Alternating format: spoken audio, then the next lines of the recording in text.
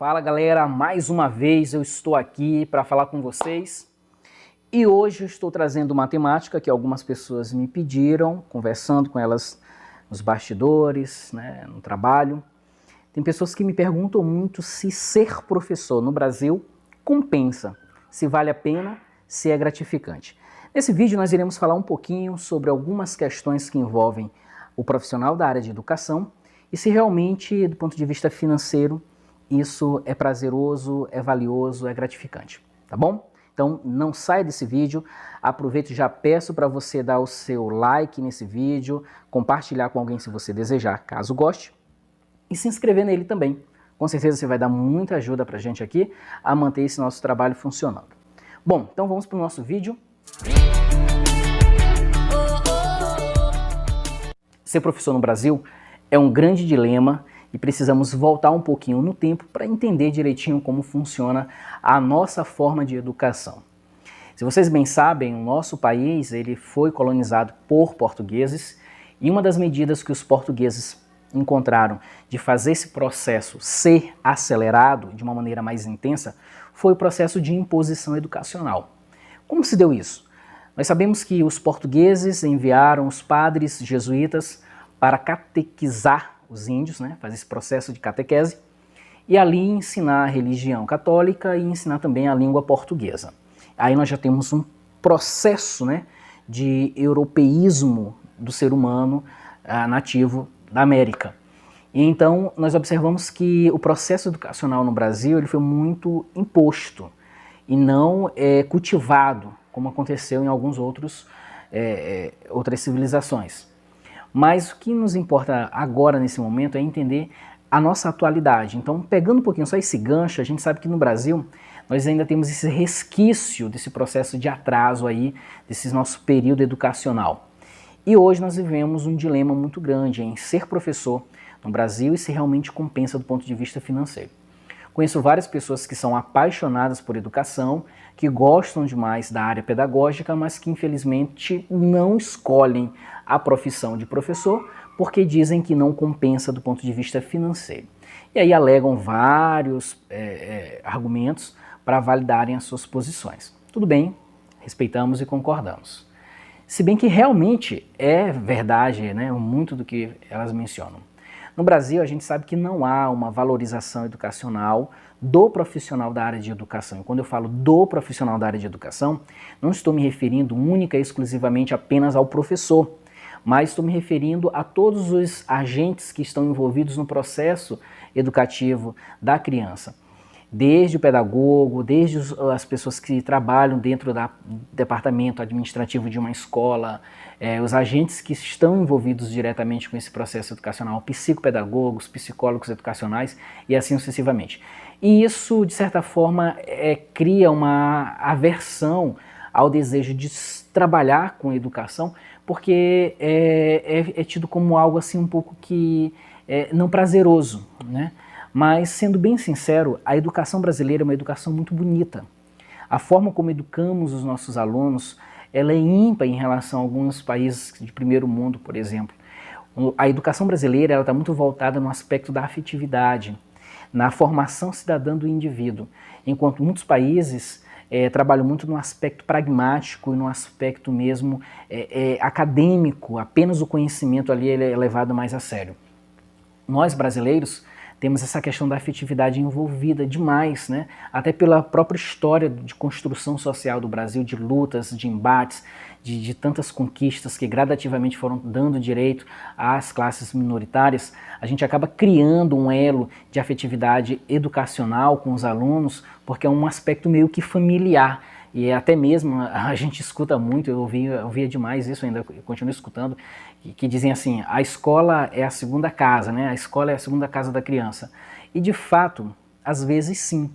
Às vezes o educador é a única pessoa adulta a ouvir uma criança, às vezes passar a mão na cabeça de uma criança, a escutar o que uma criança tem para dizer. Porque às vezes os pais, não por negligência, óbvio, mas muitas vezes por uma tarefa muito árdua do dia a dia, do trabalho, não tem esse tempo de dedicar essa atenção para o seu filho em casa. E muitas vezes os professores pedagogos são os responsáveis por ouvir né, e dar ali a atenção para essas crianças. Então é importante a gente pensar nisso também. E justamente por termos uma educação muito afetiva, de cunho familiar, é que muito do aspecto acadêmico deixa também a desejar, porque nós nos preocupamos demais com a formação cidadã desse indivíduo do ponto de vista emocional, e o aspecto mesmo operativo, do ponto de vista mesmo acadêmico, saber operar os conhecimentos e administrá-lo de uma forma acadêmica é um pouco deixado de lado, né? Não que não seja trabalhado, obviamente, mas a gente sente essa necessidade. E aí a grande situação de termos no Brasil uma dificuldade muito grande de encontrarmos mão de obra especializada e qualificadas para serviços que envolvem conhecimento de nível superior, de nível acadêmico. Mas, voltando para a questão da profissão do educador no Brasil, de fato o salário não é muito atrativo. O salário do professor, geralmente no Brasil, ele oscila demais, nós não temos nenhum teto, ainda falamos de piso salarial. Imagine falar de teto salarial, é quase que algo utópico, surreal falar nessa situação. Além dessa questão salarial no Brasil ser muito complexa, né, apenas uma minoria no Brasil consegue ter um salário relativamente aprazível, um salário que realmente faça valer a pena a profissão do ponto de vista financeiro.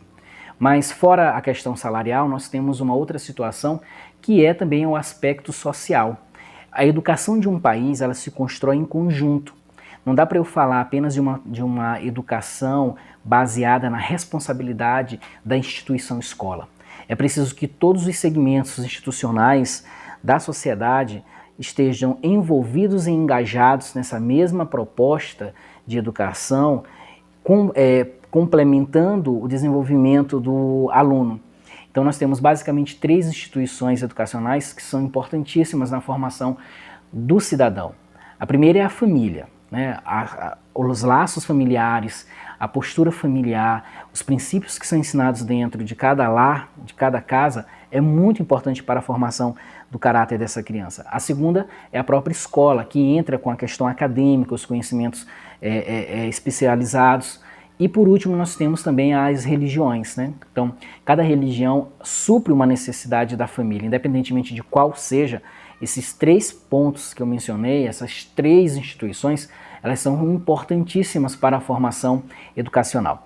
E isso dificulta, porque o nosso país é um país que ele é multicultural, multirreligioso, né? Há vários perfis de famílias aí espalhados, e toda criança, né, vai para um único lugar em comum, que é a escola. Então ali mistura-se uma diversidade de formação, de caráter muito grande.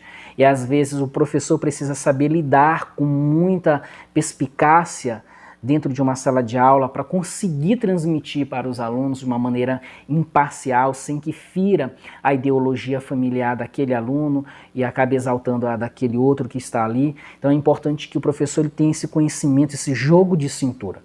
E nem todo mundo está querendo ter esse jogo de cintura. Então há pessoas que acabam se formando na área de educação e no primeiro ano desistem porque não conseguem lidar com essa realidade de sala de aula. As dificuldades sociais que aparecem, as dificuldades do ensino, as infraestruturas péssimas e precárias que as escolas têm. E aí muitos vão para as escolas privadas, e a escola privada ela é uma outra realidade brasileira, né, que também tem vários parâmetros de análise que depois eu irei fazer um vídeo falando única e exclusivamente como funciona o ensino na escola privada e as transformações ocorridas nos últimos anos nas escolas particulares, nas escolas privadas, como ela se mudou, como ela se modificou, como não é mais aquela mesma escola de 20 anos atrás que o seu pai ou o seu avô estudou, né, que você hoje, se você é adolescente que está assistindo esse vídeo, ou se você é um adulto, provavelmente os seus pais. Então assim, o perfil educacional no Brasil modificou muito.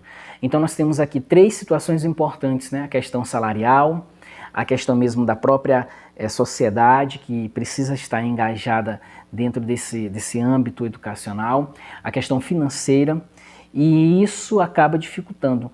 Mas não vou dizer se realmente compensa ou não, porque na verdade profissão é algo muito importante que além da questão financeira, é importante você analisar suas condições pessoais. Há também limitações físicas e limitações de saúde que impossibilitam o profissional, às vezes, de exercer plenamente a sua profissão como educador. e isso às vezes faz com que ele acabe tendo que desistir da profissão em função de suas limitações. Mas que o pensamento, o raciocínio fique aí, né, na sua mente, para que você avalie de verdade se você acha que pode ser um educador, se você acha que pode entrar nesse ramo educacional e encarar, lembrando que é um processo de longo prazo.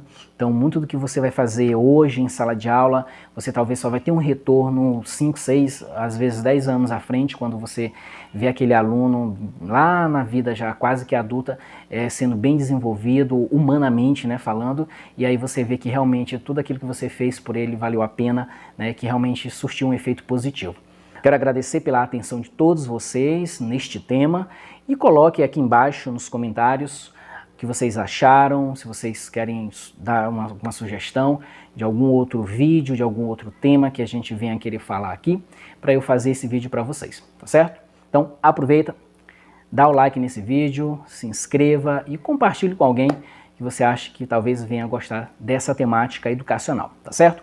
Um forte abraço e até o nosso próximo vídeo.